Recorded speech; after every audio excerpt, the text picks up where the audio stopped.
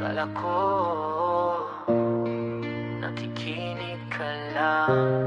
Akala ko magkaibigan lang tayo. Pero bakit nung tumitig ako sa screen ng bigo, iba ng tipo ng puso ko.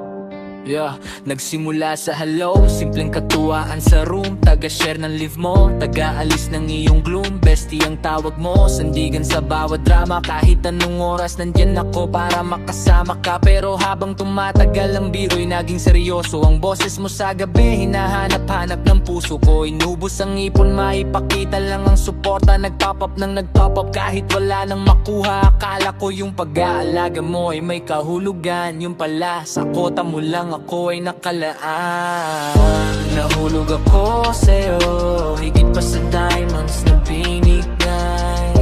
Akala ko sa dulo, tayo ang magsasabay.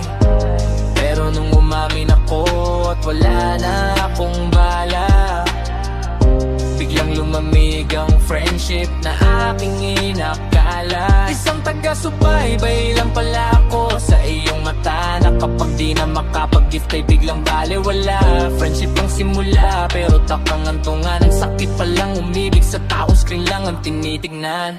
Yo, tignan mo ang bandage ko, mataas na ang level. Pero ang status natin parang nasa ilalim ng tunnel. Binigay ko ang lahat, pati oras at atensyon. Pero sa'yo isa lang akong monthly contribution. Masakit makitang may bagong lodi ka ng kausap. Yung may mas malakas na roro, yun ang yung pangarap. Nakalimutan mo na ba yung mga gabi na tayo lang, o talagang cons ko lang ang iyong pinangahawakan? Sana sinabi mo agad na bawal ang mahulog, para di na nag-invest ang puso ngayon ay bugbog. Bagay na ritmo, ramdamang pait. Sabi mo best friend kita, pero nung di na ako makatira sa pike ni goodnight, di mo na maipakita.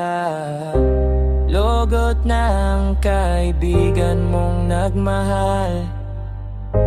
Sana mahanap mo yung gift na magtatagal. Pero tandaan mo, ang puso hindi yan nire-refund sa App Store.